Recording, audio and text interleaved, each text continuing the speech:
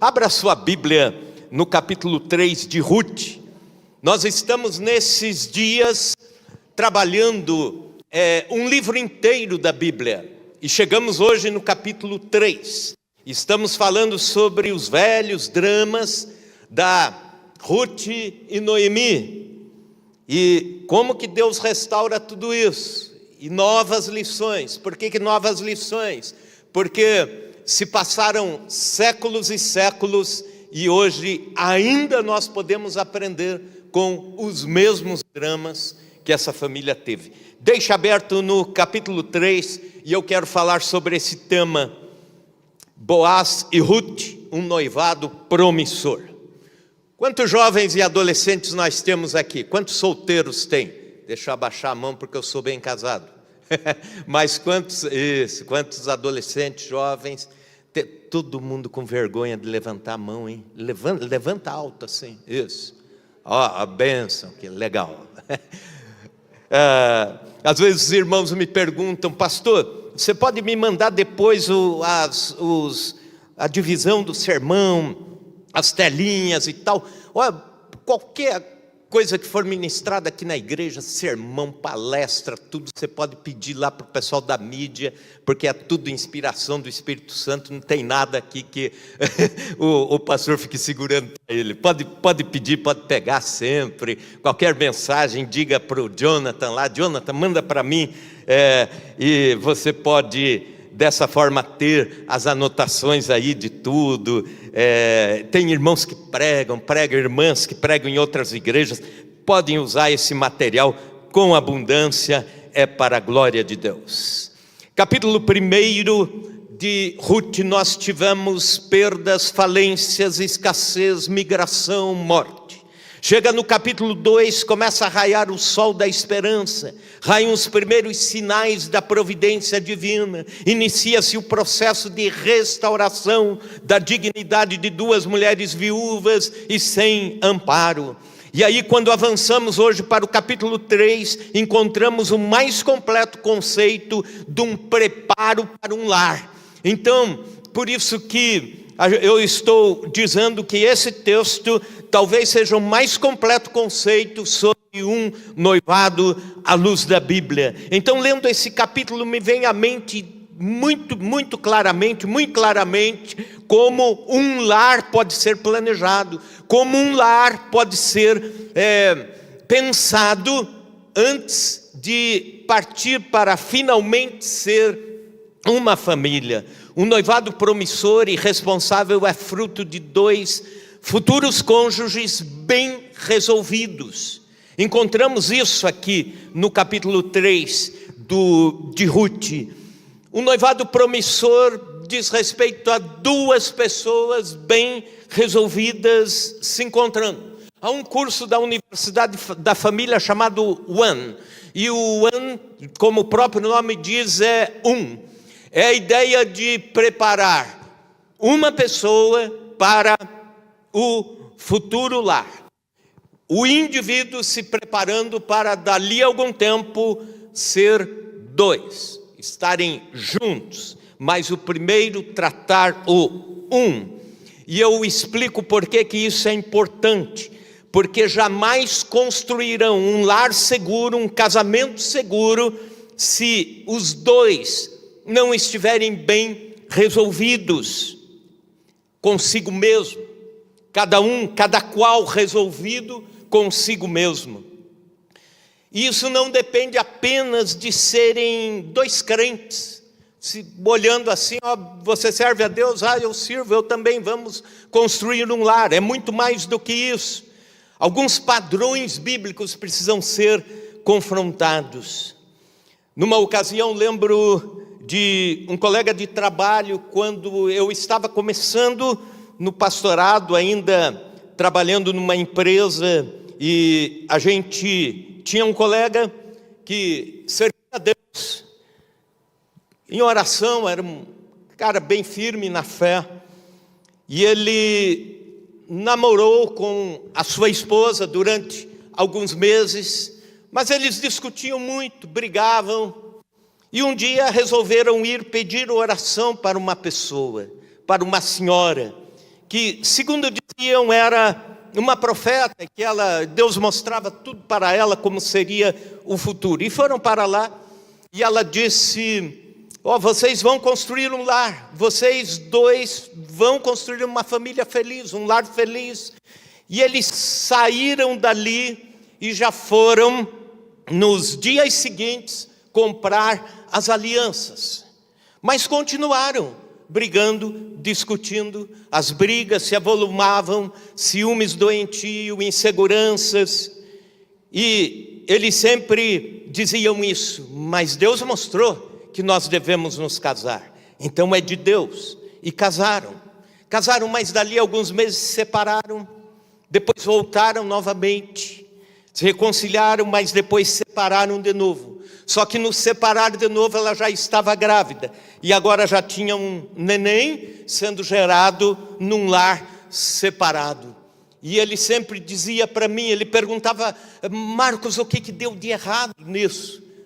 E a pergunta que não queria calar no meu coração, e eu compartilhei com ele, você teve todas as confirmações. Por exemplo, o que é um noivado à luz da Bíblia, o que é um casamento à luz da Bíblia. E hoje eu quero chamá-los, jovens, adolescentes e até pais e até avós que estão conosco aqui, porque vocês podem naturalmente ajudar a aconselhar outros tantos.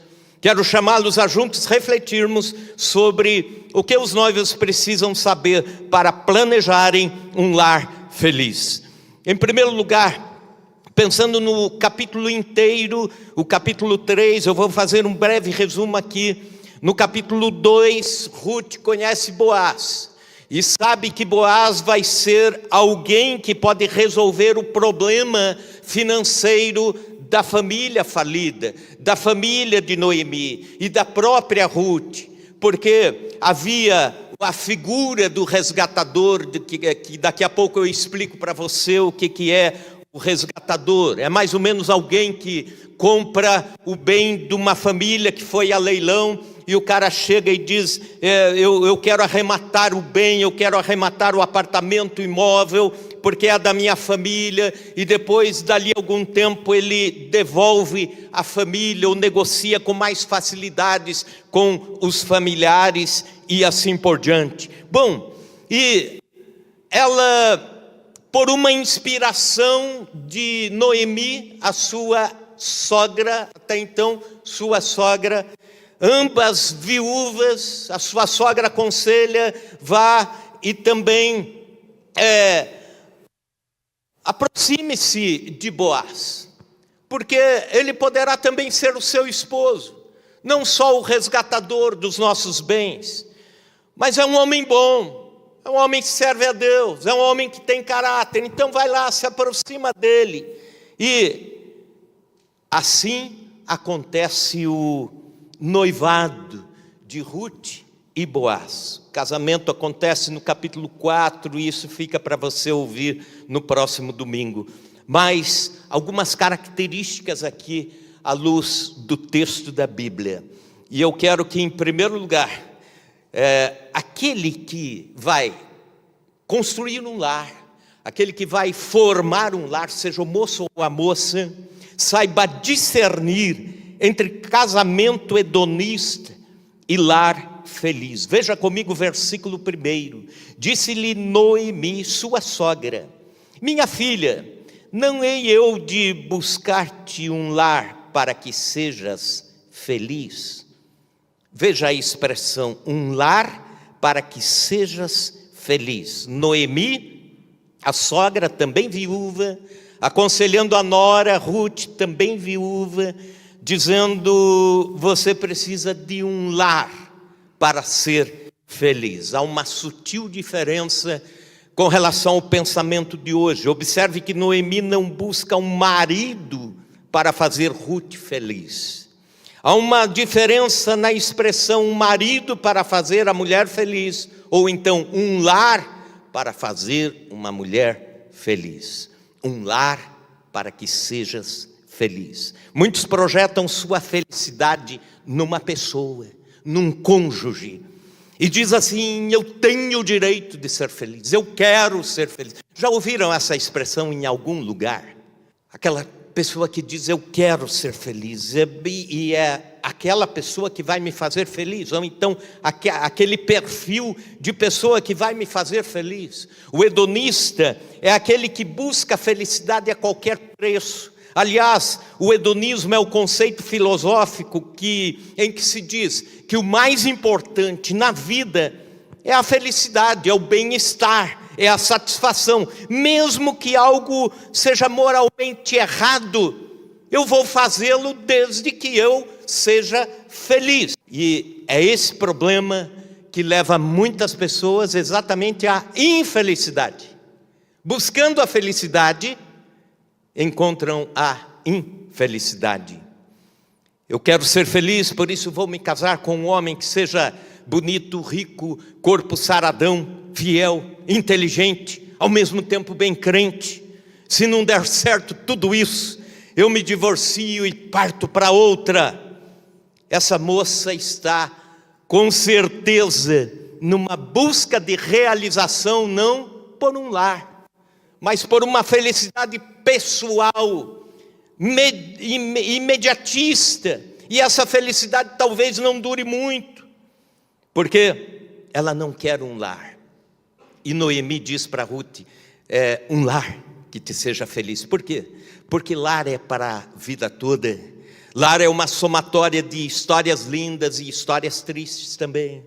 Lar é uma somatória de esforço, lágrimas para criar e educar filhos. Lar é uma balança equilibrada entre direitos e deveres todos os dias. Lar é um conjunto de responsabilidades sociais, espirituais, emocionais, relacionais, todos os dias. Então a pergunta que faço é: você pretende ter um cônjuge para ser feliz, ou quer formar um lar para a felicidade sua e todos os do lar? Então essa é a primeira pergunta. Em segundo lugar, saiba discernir entre beleza exterior e beleza interior. Veja comigo o versículo 11 primeiro, vamos inverter aqui, vai lá para o 11. Agora, pois, minha filha, é o Boaz falando, não tenhas receio, tudo quanto disseste, eu te farei. Ela já havia feito a proposta do noivado para com ele, e ele está dizendo isso para ela. Pois toda a cidade do meu povo sabe que és mulher virtuosa. Toda a cidade do meu povo sabe que és mulher virtuosa. Sabe o que é virtuosa? Beleza interior. E veja agora o versículo 3. O conselho de Noemi para Ruth: banha-te, unge-te, põe os teus melhores vestidos e desce a eira, porém não te des a conhecer ao homem, até que tenha acabado de comer e beber. No versículo 11, a palavra hebraica para virtuoso, quando se trata do homem, diz respeito à força, bravura, destemor, masculinidade. Mas quando se trata da mulher virtuosa, muda-se o conceito do masculino para o feminino, e aí já se trata de qualidades interiores ligadas a caráter, conduta, sensatez. E a Bíblia diz sobre a mulher virtuosa, capítulo 31, versículo 30 de Provérbios: enganosa é a graça e vã a formosura, mas a mulher que teme ao Senhor, essa será louvada. Virtude. As virtudes de Ruth são reconhecidas pela sogra Noemi, são reconhecidas pela cidade de Belém, são reconhecidas pelo Boaz, mas ela também procura conjugar a boa apresentação para com o seu noivo, a beleza física, a beleza exterior, com a beleza interior, e também priorizando a beleza interior. É o que Paulo, por exemplo, aconselha a Timóteo, dizendo que as mulheres cristãs devem ter sim a sua beleza exterior, mas que o que chame a atenção é a beleza interior. A beleza interior, não o frisado dos cabelos, como ele diz, etc. Todos os ideais de uma mulher linda, mas ele diz, mas que seja o interior, a beleza interior, as virtudes, as qualidades. Então, pensando na beleza exterior, pensando em cuidado com a saúde, por exemplo, isso tem a ver com o nosso corpo. Então, se você vai casar, né, procure cuidar, por exemplo, da sua saúde, agora, comece agora. É adolescente, comece a cuidar da saúde agora. Praticar um esporte, deixar de beber tanta porcaria com química, comer frituras, etc., comer açúcar, e você diz agora, né? Eu como de tudo e nada me faz mal. Diz isso agora. Quero ver daqui 30 anos. Você vai continuar dizendo a mesma coisa. O meu corpo e o seu corpo é templo de Deus. A Bíblia diz isso lá em Coríntios, né? Um versículo diz, sois templo de Deus. No outro verso diz, sois templos do Espírito Santo. Ele habita em vós. Então temos que cuidar bem. Por exemplo, o moço precisa continuar a ser bem educado, porque a ideia é a seguinte: quando a gente se apaixona, né, e eu lembro muito bem disso, por exemplo, quando eu estava conhecendo a Gislaine, e eu ficava assim, todo cuidadoso, né? A melhor roupa, ou falar certinho, o que mais? Sapatênis limpinho, fazer academia ou corrida, bem barbeado, perfumado, moderado na alimentação. Mas aí os anos passam, e os homens tendem a relaxar. Quantos aqui têm mais de 10 anos de casado? 20 anos de casado, né? Essa é para nós. Vai passando o tempo, a gente vai relaxando, né? Aí já come feito um elefante, beija a esposa sem escovar os dentes. Que mais? Bebe Coca-Cola no gargalo, né? Vai dormir sem tomar banho no frio. Diz, está frio, pum, mas está cheirando suor. E ainda vira para o lado e ronca feito um porco velho, como diz o gaúcho, né? A beleza exterior também é importante para a formação de um lar. Cuide de você mesmo. A interior é prioritária, mas um dia nós vamos precisar da exterior se projetando, porque os cosméticos não serão suficientes para esconder as rugas. Um dia o corpo ficará mais pesado, mais curvado. Daqui 30, 40 anos, né? O Caio não vai ter essa cabeleira bonita, de repente vai ser mais calvo assim, né? E a beleza de um jovem se desvanece quando vai chegando lá na terceira idade, na quarta idade e assim por diante. Veja o versículo 10, o que Boaz fala para Ruth. Ele diz, quando eles encontram e ela o pede em noivado. Naquele tempo não havia o protocolo de ser apenas o homem pedir a mulher em namoro ou noivado. A mulher também poderia pedi-lo, né? Então o texto aqui, à luz da nossa sociologia de hoje, estaria contrariado, mas naquela época seria tranquilo essa inversão. E ele diz para ela o pede em noivado, e a resposta é essa, versículo 10, disse ele, bendita sejas tu, Senhor, sejas tu do Senhor, minha filha, melhor fizeste a tua última benevolência que a primeira, pois não foste após jovens, quer pobres, quer ricos. Boaz está bem dizendo, falando bem de Ruth, por causa do discernimento que ela teve entre beleza exterior e a prioridade, a beleza interior. Ela também tem a beleza interior e tem a exterior. Mas talvez não seja o caso de Boaz. Os comentaristas bíblicos, alguns arriscam a dizer que Boaz nessa época tinha aproximadamente 80 anos de idade, enquanto Ruth tinha aproximadamente 30 anos de idade. Então seria uma diferença enorme de idade entre ambos. Eu não estou sugerindo que você repita isso, hein? Eu só estou dizendo que no texto foi assim. E que alguns comentaristas dizem isso, né? Mas ele está dizendo isso. Ruth, que bom, você poderia ter ido atrás da beleza física, atrás dos jovens ricos ou pobres, mais jovens, e de repente, por algum motivo, você vem a mim, Ruth. Você é bendita do Senhor. Isso me faz lembrar, né, de um pastor amigo, que ele, no encontro de casais, ele disse assim, quando casamos, eu e minha esposa, minha esposa tinha curvas, hoje ela tem dobras, mas descobri que amo mais as dobras do que as curvas. Olha que coisa legal, né?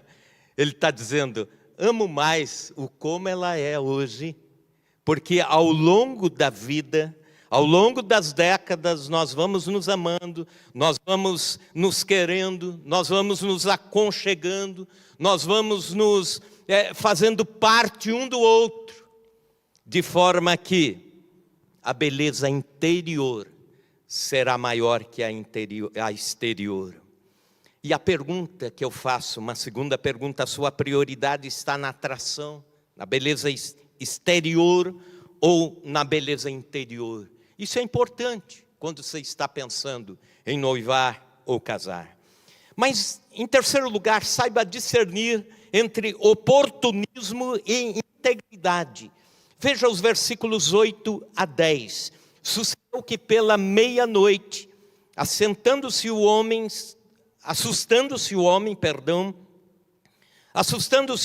sentou-se, e eis que uma mulher estava deitada a seus pés. Disse ele, quem és tu? Ela respondeu, sou Ruth, tua serva. Estende a tua capa sobre a tua serva, porque tu és o resgatador. E disse ele, bendita sejas tu do Senhor, minha filha, melhor fizeste a tua última benevolência do que a primeira. Versículo que já lemos o 10, mas o 8 e o 9 nos dão uma lição importante. Aqui trata-se de um futuro noivo, o Boaz. Ele conhece Ruth de um pequeno diálogo lá do campo, mas nunca conversou muito com ela. Ele estava dormindo na eira depois da colheita, porque era um costume dos senhores dormirem na eira durante a colheita, para que ladrões não roubassem o fruto da colheita, a cevada aqui no caso. E depois de haver comemorado e bebemorado muito a colheita, ele dorme e lá pela meia-noite ele acorda e tem uma jovem senhora viúva, bem vestida e perfumada, deitada aos seus pés. E a cena se desenrola numa eira deserta, escura, à meia-noite. Mas não é isso que você está começando a imaginar. Ruth não está ali pedindo sexo. Ela está na eira para pedir o seguinte: Boaz, você é o parente do meu falecido sogro, o Elimeleque. E é você que pode restaurar os bens da nossa família. E como garantia da minha boa fé, e também como garantia de que as intenções são as melhores com você, eu estou aqui para te pedir, coloca a sua capa sobre mim. Era o sinal do noivado. O noivo, aceitando o noivado, ele colocava a sua capa sobre a noiva. E aí havia um compromisso de noivado, de futuro casamento. Como hoje é, por exemplo, a aliança na mão, no dedo anelar da mão direita, que no casamento passa para a esquerda. Mas era como se fosse o noivado oficializado. E aqui há uma cena que me chama a atenção, a integridade de Boaz. Ele poderia ter sido oportunista, mas ele foi íntegro. E eu já te explico. Sabe, o oportunista é aquele que age de acordo com a oportunidade, com os instintos, mas ele agiu com integridade. Ele continua sendo uma unidade, caráter, valores, princípios, temor a Deus. E integridade quer dizer por inteiro. Ricardo Gondim, escrevendo sobre este texto, ele diz o seguinte, que a integridade de Boaz diz respeito a duas circunstâncias diferentes. Primeiro, ser íntegro é manter-se fiel aos seus princípios. Independente de quantas pessoas temos ao redor, ou se nenhuma pessoa está ao redor, você continua sendo a mesma pessoa. O seu caráter não muda do público para o privado. O seu caráter continua sendo o mesmo. O conceito de integridade não é agir de uma forma santa perto dos outros e de uma forma corrupta, de uma forma pecaminosa, perversa e moral, no sozinho, no solitário, no calado, quando outros não estão vendo. Há uma frase do pastor Hernandes Dias Lopes, quando ele diz assim, o que você imagina que está fazendo a sós, está no quieto, na verdade no céu, está aparecendo de uma forma escandalosa. Integridade é manter-se independente de quem está perto. Esse é o primeiro conceito que ele fala a respeito de Boaz. O segundo é que ser íntegro é saber lidar com a vulnerabilidade do próximo. Há muitos que manipulam, exploram, aproveitam a fraqueza dos outros para tirar alguma vantagem. Ser íntegro é ser respeitador. E Boaz não se aproveita de Ruth, e pelo contrário a abençoa, e também a ama. E também diz, nós faremos as coisas direito, e também faremos a seu tempo.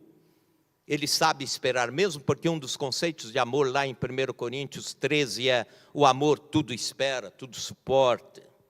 Nesse viés eu aproveito, por exemplo, para abordar o problema crescente dos relacionamentos tóxicos, que diz respeito aqui exatamente ao lidar com a vulnerabilidade do próximo.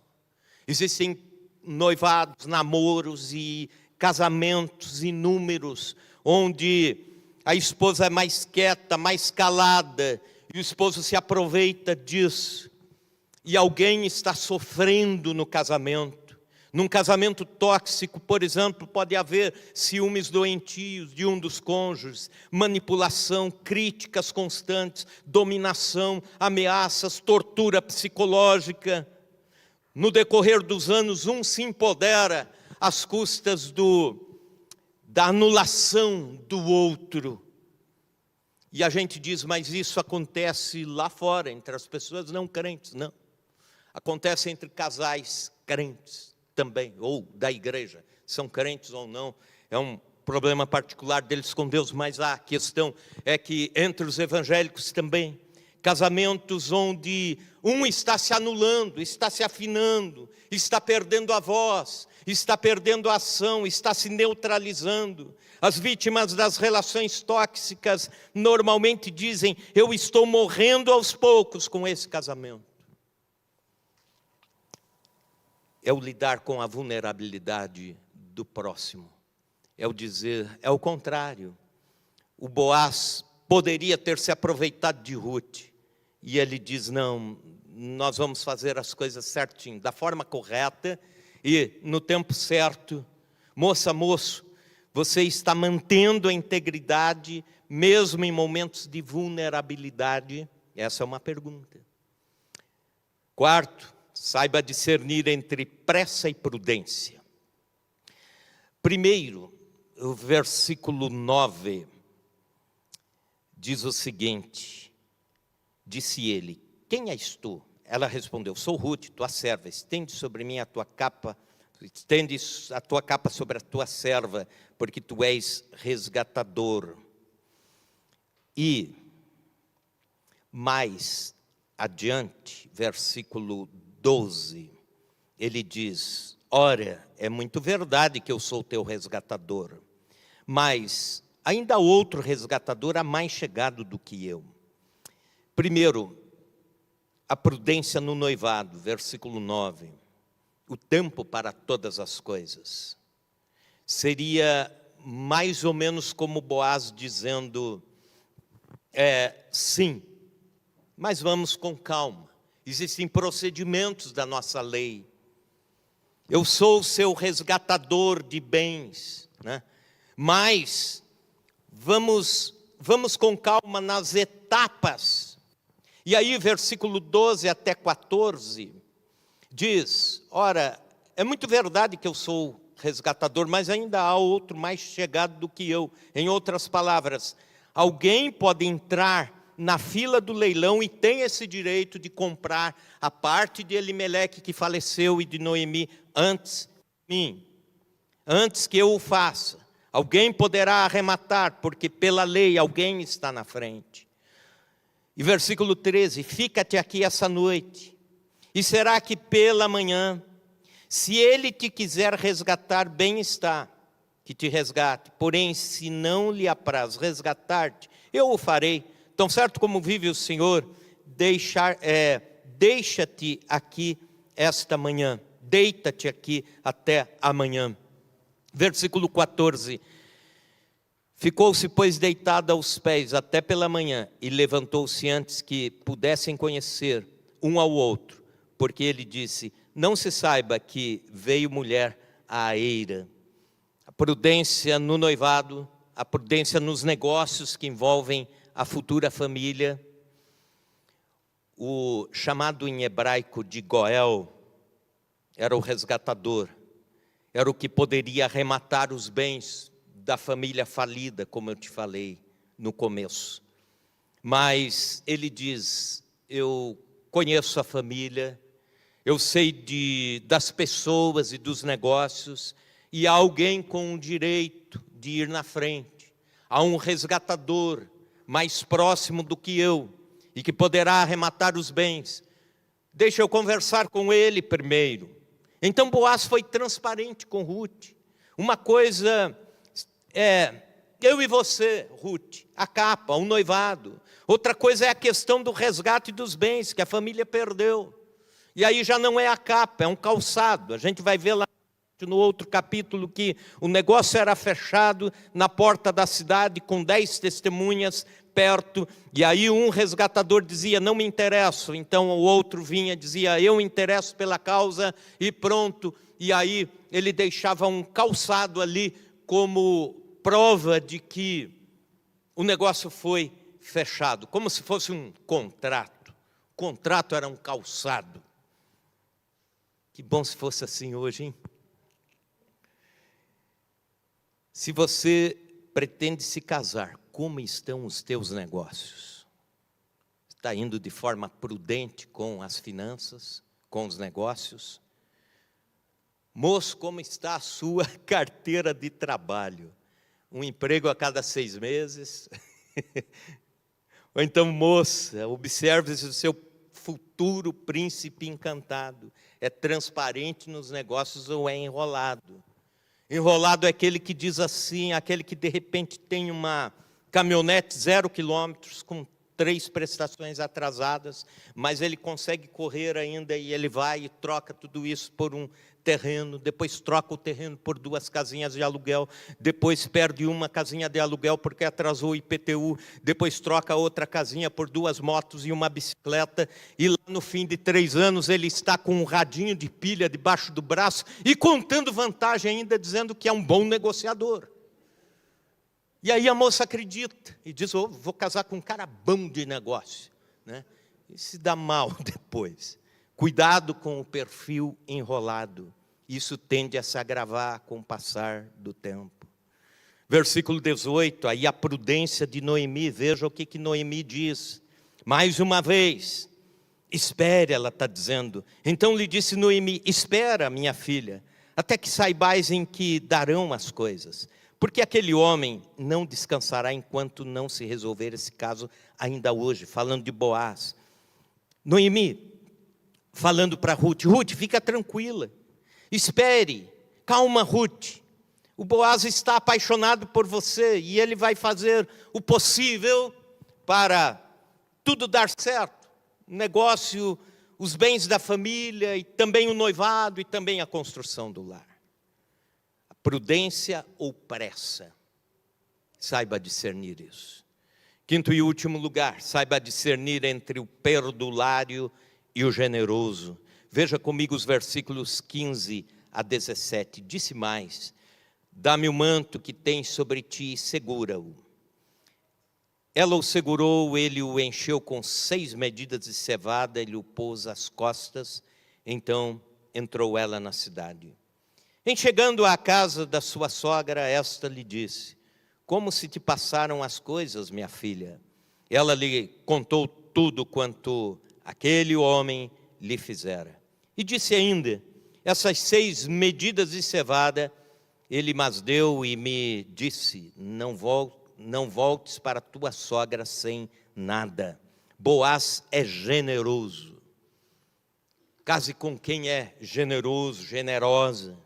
Tem as mãos abertas para as necessidades do próximo. E o Boaz envia um presentão para a sogra de Ruth, a Noemi, 6 medidas de cevada para levar a Noemi. Isso era uma boa parte da colheita. Um bom noivo ou uma noiva não despreza o sogro, a sogra, o pai e a mãe. Estão inclusive atentos às necessidades dos velhos. Acodem, socorrem. Numa determinada ocasião, eu vendo as necessidades de um casal de idade, e meu coração fica apertado quando se trata de enfermidade, e enfermidade com pessoas de idade, e pessoas de idade com necessidades financeiras. Chamei o jovem que recém tinha casado, ainda nem tinham filhos. E esse jovem recém-casado, cujos pais estavam nessa situação, aproximadamente 15 anos atrás, eu acho que ele ganhava uns 90 mil reais por mês. Um cara bem sucedido na vida. E eu, entre a conversa indo e voltando, eu disse: seus pais estão em necessidade extrema, ajude-os. Conversei, sugeri, eu disse: olha, faz o seguinte, faz um bom plano de saúde para sua mãe e seu pai, né? Ajude-os, né? Mantenha-os aí com uma cota mensal para ajudá-los nas suas necessidades. Sabe o que ele disse? Eu não posso fazer isso, porque se eu fizer eu arrumo briga com a minha esposa. E essa foi a resposta: falta de generosidade com os velhos. No outro extremo está aqui o Boaz dizendo: leva para Noemi, que é viúva e que não tem a mesma força para o trabalho, leva parte dela. No outro extremo está o gastador, aquele que também vai ter problemas no casamento. É o chamado perdulário, ou descontrolado, ou mão aberta demais. Aquele que dá um carro para o cunhado, dá uma viagem ao redor do mundo para a sogra, dá uma casa para o sobrinho. E aí isso não é generosidade, isso é descaso com as finanças pessoais, é irresponsabilidade também. É o tipo de esposo que vai num churrasco com os amigos e gasta 300 reais, enquanto a esposa fica em casa lavando roupa na água fria, na beira de um tanque. É falta de entender o valor das finanças e confundir generosidade com os amigos e o cuidado com a casa. A pergunta: seu futuro cônjuge é um gastador, um inveterado ou um generoso? Enfim, capítulo 3 nos mostra as cenas de um noivado que deu certo. E você vai saber que deu certo no final desse livro de Ruth, Quando estivermos terminando esse livro, você vai ver onde chega este casal abençoado por Deus. Antes de construir um lar, precisamos saber discernir entre casamento hedonista, aquele que só quer a felicidade, e um lar feliz. A beleza exterior e beleza interior, oportunismo e integridade, pressa e prudência, perdulário ou generoso. Quando pensamos nisso, quando temos discernimento disso, temos a grande chance de que tudo dê certo na construção de um lar feliz. Amém, amém.